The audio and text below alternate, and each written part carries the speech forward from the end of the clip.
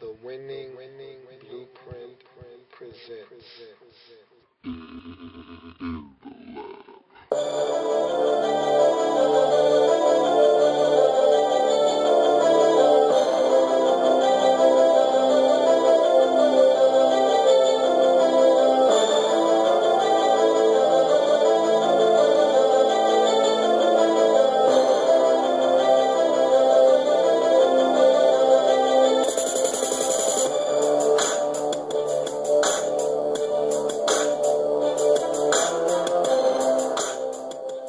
In the lab room. The weekend. The weekend that was. We're slate skating. We're slate skating. We're slate skating. We're slate skating. Next up on the docket is the Miami Dolphins hosting the Seattle Seahawks in a matchup of two teams who right now are going in opposite directions. The Dolphins, just a month ago, were 4-3, having a chance to go to 5-3 on the season with a trip to Indianapolis. Were able to get it done on the road against the Colts, and since then have been playing uninspired football, turning it over, not doing the things that it takes to win games, benching players that don't need to be benched, just not having a good showing by all parties involved. Coaches, players, everyone on that team is not getting it done right now. Meanwhile, the Seattle Seahawks, after faltering a little bit, after starting out the season so well, they've won 2 straight, and now they're 6-4 on the season, and now they look like a team poised to make a run at it, not just in the NFC to get a playoff spot, but looking poised to make a run at potentially chasing down the San Francisco 49ers and trying to win that division, the NFC West. So these are two teams with different dynamics going on within the organizations. The Seahawks feeling like they're a team that can get it done right now. Meanwhile, the Dolphins knowing we're a team building for the future. The Dolphins came into this game, and I thought that they were going to lose because they were going to turn it over. The Seattle Seahawks defense is aggressive. They force you to make mistakes. They get after your quarterback. They force you into bad throws.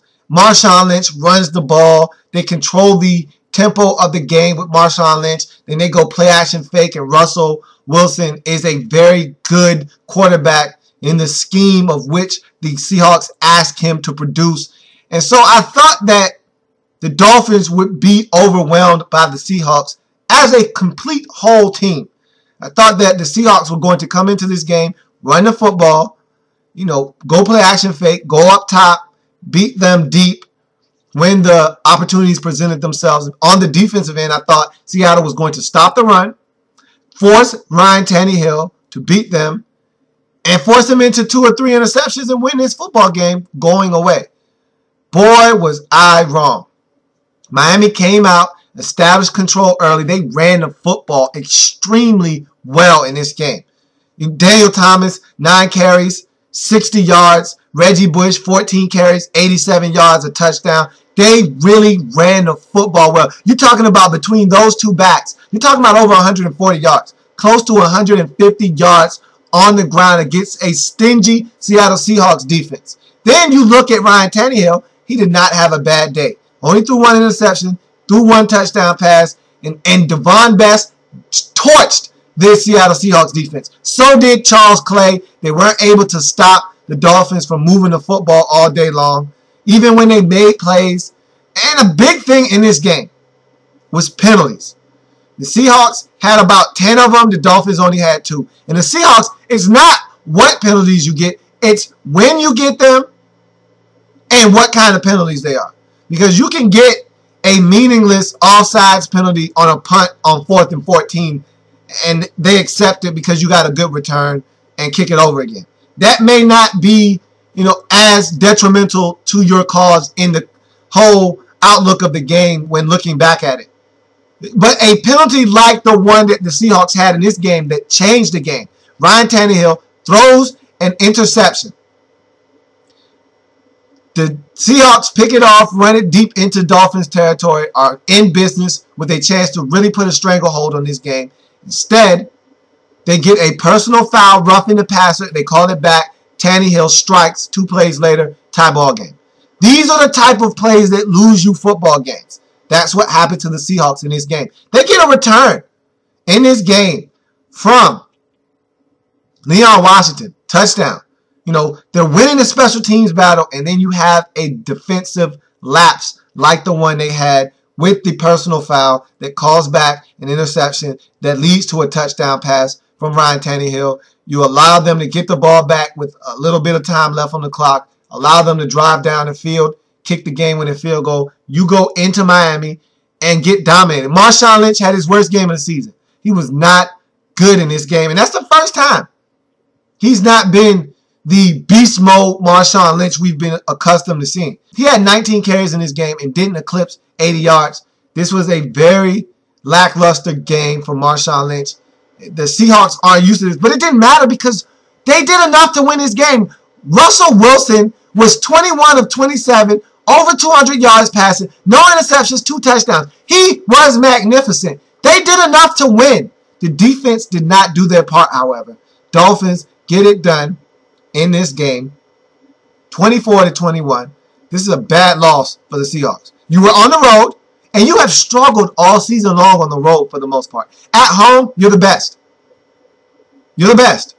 On the road, however, is where you have struggled, and until you can win consistently on the road, you will be a middle-of-the-pack team, Seattle. You must start winning on the road. This is a bad loss because this is a Dolphins team that you should have been able to handle on the road. Instead, you go to South Beach, you drop one. Now you're 6-5 on the season. And just like that, you went from really having a chance to compete in the NFC West division to now all of a sudden you're scratching and clawing for your life in the NFC playoff race all of a sudden. Meanwhile, the Dolphins get a win, a much-needed win, after struggling the last 3 weeks.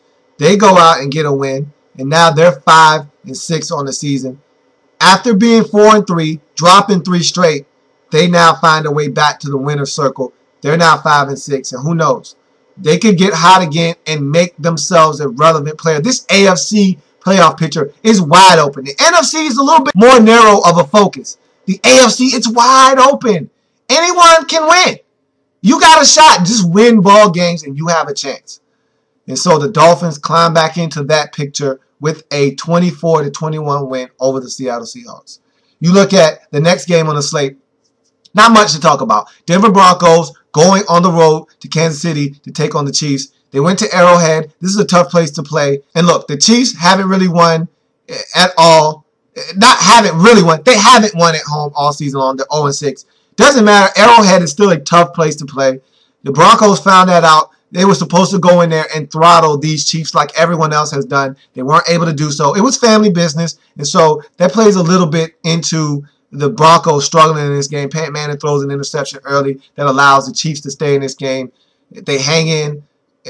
They never really had a chance to win. You never felt like they were going to win this game, but nonetheless, they kept it close. They gave themselves a chance, but you knew they weren't going to win this game. They're not a good enough team to beat the Broncos, who are playing really good football right now. Peyton Manning throws 2 touchdown passes, gets the Broncos a much-needed win on the road against a bad Kansas City Chiefs football team. They win on the road 17-9 against the Kansas City Chiefs. Broncos go to 8-3 on the season, and for all intents and purposes, are your AFC West champions with a loss later on in the day by the San Diego Chargers. We'll get to that in a little bit, but the Kansas City Chiefs continue to struggle mightily on the season. They are, without a doubt, the worst team in the NFL for the 2012 season. They drop their 10th of the season. They go to 1-10 on the season.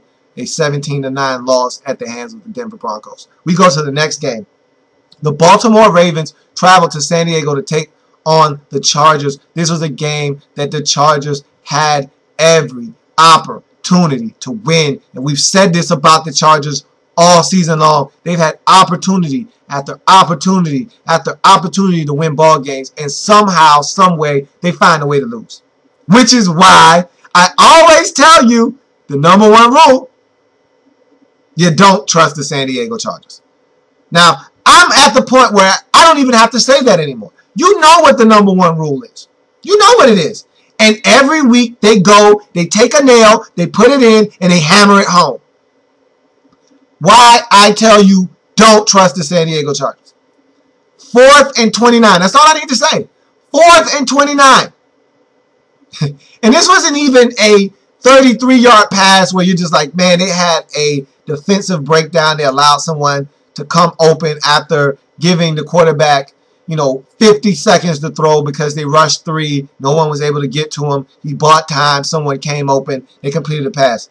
This was a 6-yard dump off to Ray Rice, who did the rest, picked up 24 after the catch, and got a first down.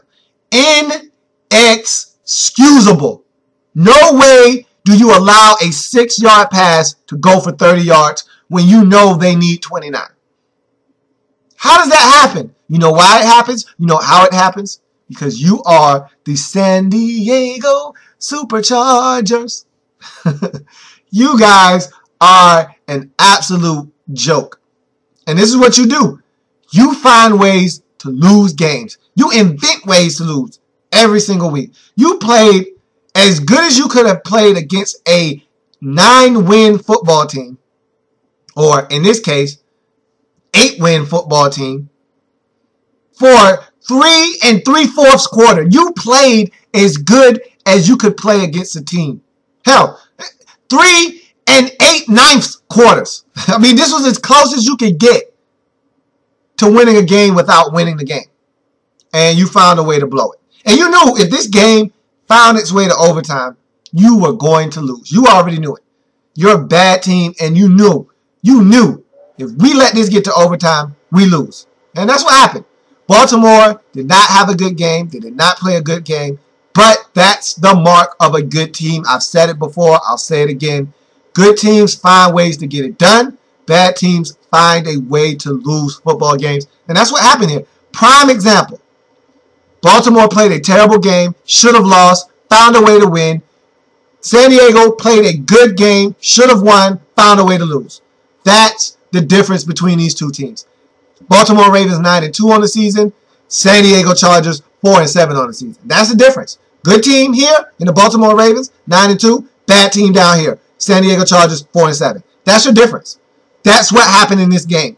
Baltimore gets it done 16-13 in overtime. Joe Flacco makes a couple things happen late in this ball game in the 4th quarter to get them in field goal range. Makes it happen in overtime to Torrey Smith, gets them in field goal range. Tucker knocks it through. They win the game. They go to 9-2 on the season. Meanwhile, San Diego drops to 4-7, and they invent ways to lose every single week. This San Diego Chargers team is absolutely, unequivocally pathetic.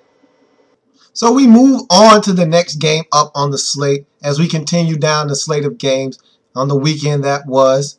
You look at what I thought was going to be probably one of the most compelling matchups of the weekend, the San Francisco 49ers, the new-look San Francisco 49ers, in a rematch of the NFC divisional round playoff matchup from a year ago, the classic matchup from the playoffs a year ago, traveling to New Orleans to the Superdome to take on the Saints. This was going to be a very competitive game. Everyone was interested to see what the San Francisco 49ers offense would look like with Colin Kaepernick at the helm. I knew it was going to look good because I'm impressed with him. I told you last week I thought that was the single most impressive performance by a young quarterback, taking Robert Griffin III out of the conversation. That was the most impressive performance by a young quarterback in the league this year. I mean, that was as good as you can do it against a really quality, top-notch defense. And he got it done. So this was his first test on the road, hostile environment. And this defense isn't that good in New Orleans, but yet you still have to go on the road and get it done in a hostile environment like the Superdome. So this was going to be a good test and a good challenge for young Colin Kaepernick to see what he could do. And he stood up to the challenge. He did throw one interception, but that's to be expected. He's a young guy. He's going to make mistakes. I was more impressed with his poise and his ability to bounce back after making that mistake early in this football game. He came back and he shook it off as if it never happened. And that's what you have to do. You have to have a quick memory. You have to have, selective memory when you are a quarterback. You have to know that I can still get it done. It was impressive to watch him make the throws that he did, tuck it and run when it was there. He did all the things that you expect him to do. And so he makes this San Francisco 49ers offense more explosive. Now, I said on Friday that I didn't think it was the right decision to bench Alex Smith if that's what you were going to do moving forward. Because you got guys like Vernon Davis coming out and speaking out saying, Alex Smith is our quarterback. He's our leader. He's who we expect to have under helm moving forward. When you get guys coming out and making comments like that, you start to realize that if you make a change at quarterback, you could have a locker room divided. And that's the last thing you need when you already are a good team. You don't need any kind of divisive, things starting up in your locker room. You don't need any controversy. You're already winning your division. You're already an elite team in the league. You don't need things to start to creep into your locker room that divides this locker room. You need unity. You need your guys all on the same page. And so I thought that going back to Alex Smith would be the right move. But if you ask me, and I had already said this, Colin Kaepernick is the better option at quarterback. But for the team's psyche, I don't know if he's the best move or not. That's to be seen. If this team buys into Jim Harbaugh and what he brings to the table and just trust him blindly, as they should, then they'll just go along with whatever he tells them to do, which is we're going on with Colin Kaepernick. He makes this offense a 30-point-a-game offense versus a 19-point-a-game offense. That's the difference. He adds about 10 points to your offense with his legs, with his arm, with his ability to extend plays and make great decisions and great throws. You can add 10 points to the score total for the San Francisco 49ers. If Alex Smith is playing, do you think they scored 31 points against the Saints? I'm not sure. Maybe they do. Maybe they don't. I don't know what the answer to that is. All I'm saying is Alex Smith is a guy that hinders your offense. He doesn't make it flourish. He has limitations as a quarterback in the National Football League. Colin Kaepernick, the ceiling is the sky. We don't know where his ceiling is. He has immense ability. And so he can throw it. He has a rocket for an arm. He can make all the throws on the field. He can run. He can use his legs.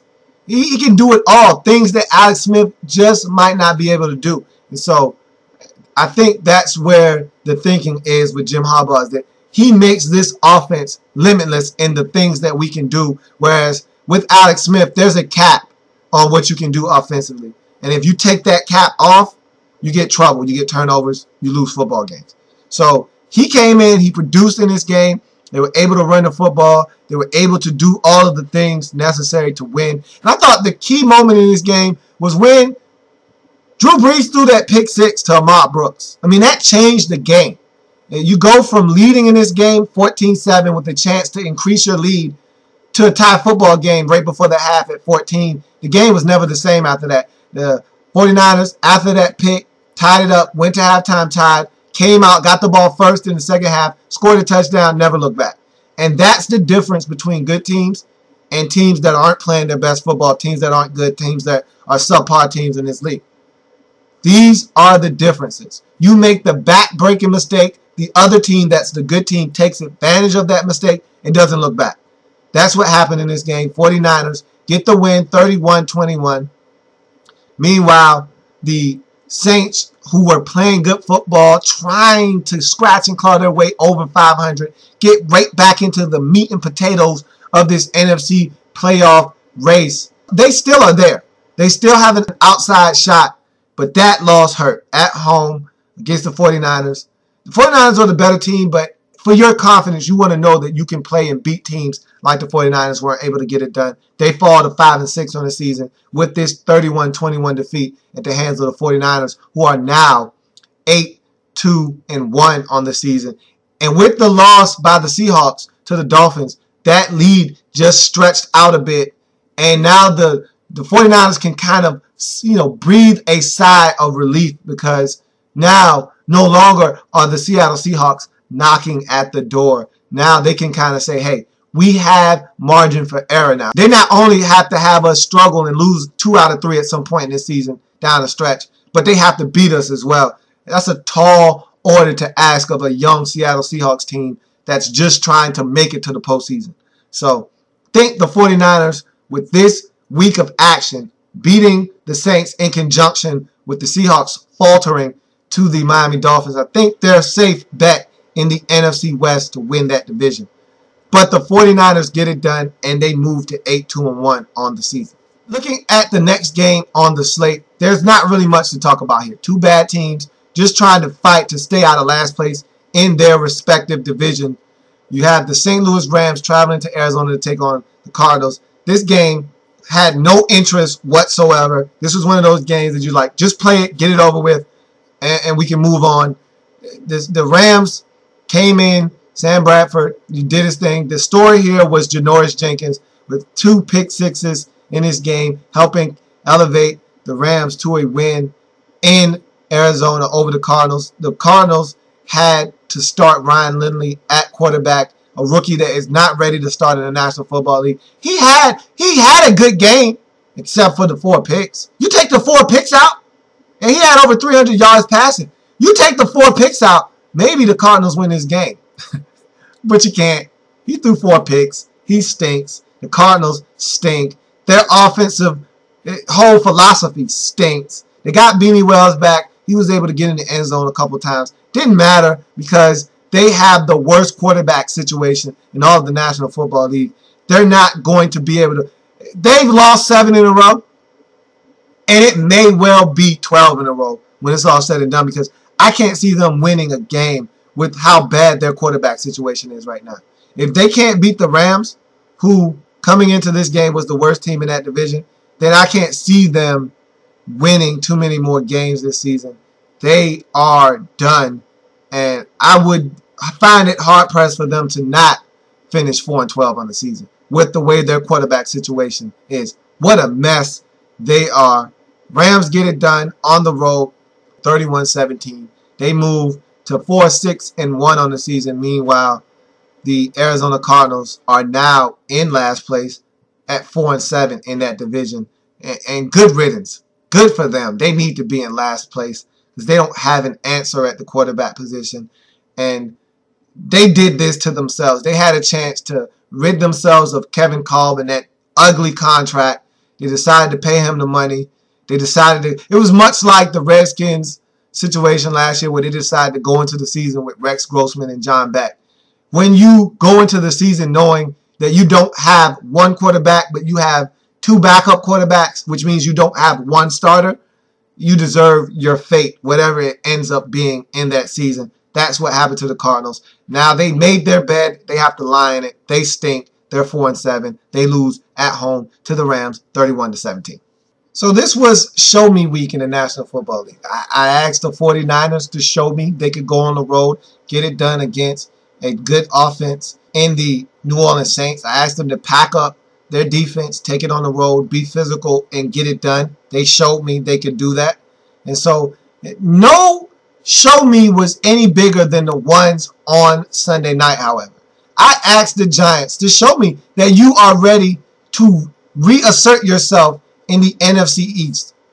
Not just the NFC East, but in the NFC landscape as a whole. You know, everyone is doubting you. Everyone thinks that you're just going to, pack up your things and go into a shell.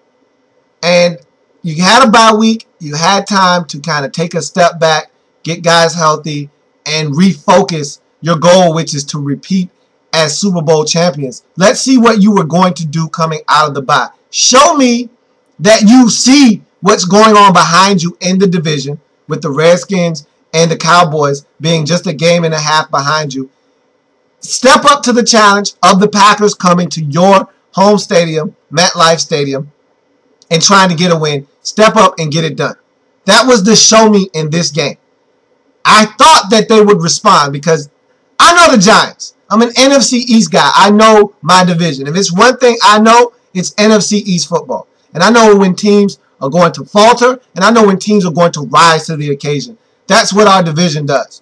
There are tendencies that, for the most part, these teams stick to. Now, I got surprised a couple of times this week in my own division. However, I wasn't surprised here. This wasn't one of them.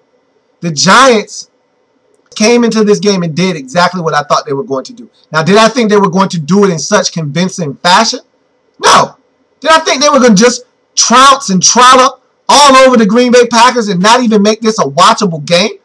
No, I didn't think that was going to occur. But what I did think they were going to do was be crisp on offense, put pressure on this Packers offense to have to keep up with this Giants offense who was going to score points. And I thought that defensive line of the Giants had been struggling of late was going to get pressure on this Packers offense because this offensive line for the Packers isn't all that good. And so I knew these things going into the game. Now, did I expect them to perform at such a high level that this game would not be close in the third nor the fourth quarter? No. No, I didn't expect that to happen. But I did expect the Giants to show up, quiet the doubters for a week, and get it done at home on Sunday Night Football. That's exactly what they did. The key play in this game was the interception by Corey Webster that set them up for a field goal. And the reason why that was key is because at that time, the Packers were down 14-7. They hadn't scored on their last possession, but they quick striked them early in the game to Jordy Nelson. You thought this was going to be a shootout. The Giants come on their first possession, throw a screen pass to Ahmad Bradshaw. They had ran it effectively on that drive. He takes the screen pass basically down to the 2-yard line. They get it in with Andre Brown a few plays later. And just like that, it's 7-0. The Packers get the ball. Boom. Just like that, Jordy Nelson down the sideline about 67 yards. And just like that, it's 7-7. And you're thinking, this is a shootout. This is what we wanted. This is what we expected. This is going to be great. And then the Giants take it right back down the field, score another touchdown. And you're thinking the Packers are going to respond. This is going to be a shootout. They don't do anything. And then you start to see it fall apart. They stop the Giants on defense due to the Packers. But then Aaron Rodgers makes the mistake, throws the pick. Corey Webster makes a great play coming off of his guy and making a play on the football. They get a field goal. And I thought that changed the game because that 10-point lead that the Giants ultimately got by kicking a field goal off of that interception really changed the game. It put pressure on the Packers to have to score points now because now you're down double figures. Now you need to respond. They weren't able to do so. The Giants were able to score again. And then the backbreaker was the fumble that was forced by O.C. Umenyiora right before the half. They get that. They score another touchdown, and they go up 31-7. And at that point, the game was done. You knew the Packers weren't going to be able to, make a run of it in this game. The Giants were just playing too good of football. They shut them down. They couldn't run the football, could the Packers. They couldn't throw it. Aaron Rodgers was under duress the whole night. And it just speaks volumes to the level of ineptitude that the Packers have on that offensive line. They have some things that they have to iron out. Aaron Rodgers makes up for a lot of your deficiencies on the offensive end. But at the end of the day, if you line up across a team that is dominant in their pass rushing abilities, the Packers are going to be in trouble. We've seen it time and time again this season. They were able to beat the Bears early on this season, but the Bears were able to get after Aaron Rodgers. We saw it against the Seahawks, a game that they should have won, were robbed of, but they still were harassed. Aaron Rodgers was sacked, 9 times in the first half in that game. It was just a clinic on how not to pass block against the Seahawks, and you saw it again against the Giants. He was under siege the whole night, was never comfortable, and they were beaten soundly at the hands of the Giants, 38-10. Giants are now 7-4 in the season. Give themselves a little bit of cushion in the NFC East. Still have a big matchup against the Redskins looming next Monday on Monday Night Football. However, this gives them the space that they need to reassert themselves atop the NFC East as the best team in that division. Meanwhile, the Packers, who had just climbed atop the NFC North a week ago, as they have had a long, treacherous climb back to the top after starting the season out slow. Now they're back in second place as they drop to 7-4. The Bears won earlier in the day to elevate to 8-3. So now the Packers take a step back in that division. And they're not safe because right behind them are the Minnesota Vikings at 6-5, who they haven't played at all this year. They have 2 matchups remaining with them.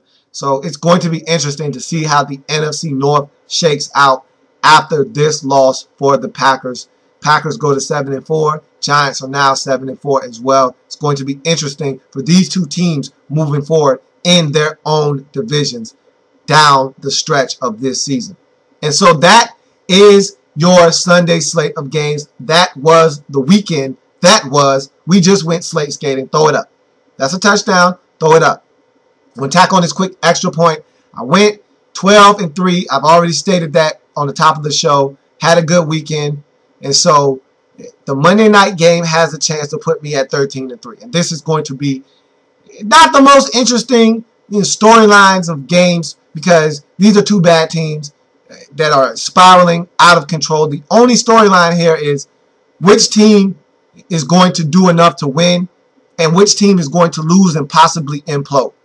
Now that's what you're looking for in this game. No Vic for the Eagles, no McCoy for the Eagles means they should lose this game. The Panthers should win this game. But the Panthers are a team that I just don't know about. I don't like Ron Rivera as a head coach. I don't think he gets it. Don't think he's a very good head coach. I don't think he has command of this locker room. And another loss, especially to a bad team like the Eagles, could be the straw that breaks the camel's back. I don't know if they can afford to lose this game, but I don't think they will lose this game because the Eagles are an absolute mess, and you're starting a rookie who is going to make mistakes in Nicholas Foles. I think the Carolina Panthers should be able to go in here, run the football, do all the things that are necessary, including force turnovers from Nicholas Foles and his Philadelphia Eagles offense. There's no Shady McCoy. There's no explosive runner out of that backfield. Bryce Brown is who they're going to throw at you. You need to corral him, stop the running game, make Nick Foles beat you, which he won't be able to, get some turnovers, win the game. Panthers have been dreadful in late game situations, dreadful in close ball games. If this one comes down to the wire, they could very well lose this game. But they should be able to get separation between them and the Eagles in this game because of the turnovers and win this game 23-16. Now they got a shot. I think they're going to win it. I don't like picking bad teams on the road because normally they don't get it done on the road, but the Eagles are such a mess right now.